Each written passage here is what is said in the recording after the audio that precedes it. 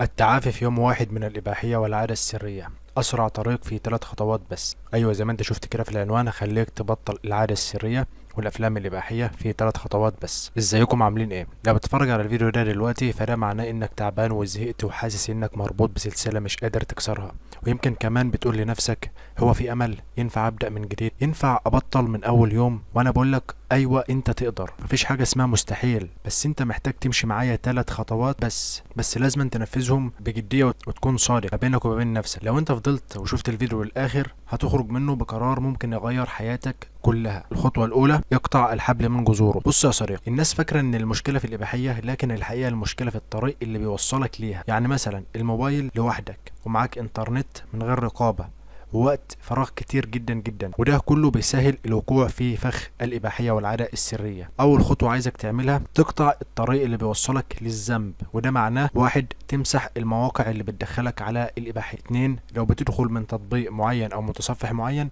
لازم تشيل التطبيق ديت، تحذفه من على موبايلك. 3. لازم تحذر المواقع الإباحية، وده هنتكلم فيها على شرح جاي إن شاء الله، ازاي تمنع المواقع الإباحية وازاي انك تحذرها اصلا من على جهازك، ما تعرفش انك انت تدخلها تاني. 4. لو الموضوع صعب خليك في مكان عام، ما تكونش لوحدك، ما تكونش انت قاعد لوحدك في مكان، وديت بيزود عدد المخاطرة انك انت ترجع للإباحية. لازم تنفذ الخطوات اللي انا بقول لك عليها بالترتيب عشان تخرج باذن الله متعافي كامل كامل كامل. لازم تتعامل مع الإباحية كأنك بتحارب عدو، وكل حاجة حواليك ممكن تكون سلاح بيستخدمه ضدك. وما تنساش الشيطان شاطر بس انت اذكى لو انت ركزت على نفسك. الخطوة الثانية: عايزك تنقي دماغك من السموم. بعد ما انت قفلت المصادر اللي انا قلت لك عليها، منعت اول خطوة، لازم تفضي اللي جواك. انت متعود تشحن دماغك بمشاهدة اباحية ومشاهدة افكار وحشة وعادات غير لائقة، فانت دلوقتي دماغك فاضية وهتبدأ تقولك انا زهقان، طب ليه مش ارجع؟ وده الطبيعي، بس هنا لازم ترد على دماغك. ترد عليها ازاي؟ تسمع قرآن، مش لازم تبقى ملتزم 100%، لكن عايزك تبدأ. اقرأ اي حاجة مفيدة، كتاب او مقالة، اتحرك، اخرج بره، مارس رياضة، اجري، اعمل تمارين، اي حاجة تعوض الحاجة اللي عندك ديت. بتبقى حاجة اسمها زي اعراض انسحاب، فانت لازما اللي هو انك تكون مزاجك وحش، مش يكون مزاجك وحش متعكر، فده لازما تعوضه بحاجة تانية تخلي الحالة المزاجية عندك أحسن.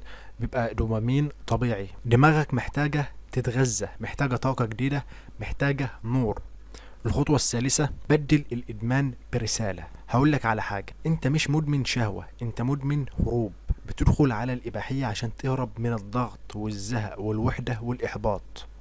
بس لو عندك رسالة أو لو عندك هدف حقيقي ساعتها مش هتفكر ترجع. عايزك تسأل نفسك: أنا عايز أبقى مين بعد سنة من دلوقتي؟ عايز شكلي يبقى إزاي؟ عايز أبقى حر ولا مربوط طول عمري؟ أيوة، الإباحية هتخليك مربوط، العادة السرية هتخليك مربوط، ما بتعملش حاجة لمستقبلك، هتخليك قاعد صامد مكانك، ما بتعملش أي حاجة.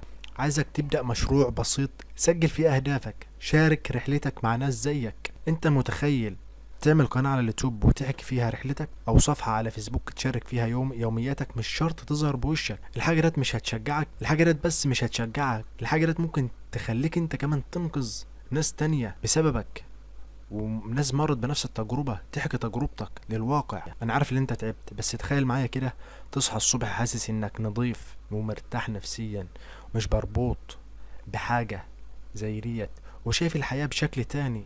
قلبك خفيف ودماغك صافية، خالية من المواد وخالية من العادة وخالية من كل حاجة. دماغك ذهنك صافي وعادي ومزاجك حلو، كله تمام. دي مش خيال، ديت بيبقى دي حقيقة، دي حقيقة جواك، دي جوا أي بني آدم طبيعي ما بيمرش بالعادات دي. هتلاقي نفسك منفتح للحياة، هتلاقي نفسك شخص تاني. كل الخطوات، كل اللي انت محتاجه 3 خطوات ويوم واحد بس تاخد فيه قرارك وتبدأ من الوقت. عايزك تبدأ من النهاردة، او من ساعة ما انت سمعت الفيديو ده، تبدأ من ساعة ما انت شفت الفيديو. تبدأ، ما تقولش لا هبدأ بكرة، لا هبدأ بعده، لا هبدأ الاسبوع الجاي، هبدأ من اول الشهر. لا، ابدأ من الوقت. ولو شايف ان الفيديو فادك يا ريت تشاركه لأكبر عدد من الاشخاص عشان يستفادوا من موضوع النهاردة. وانا معاك دايما، وكل يوم جديد هو فرصة تبدأ حياة جديدة من غير إباحية ومن غير عادة سرية. متنساش الشير والاشتراك عشان يوصلك اي جديد بنقدمه على القناة. السلام عليكم.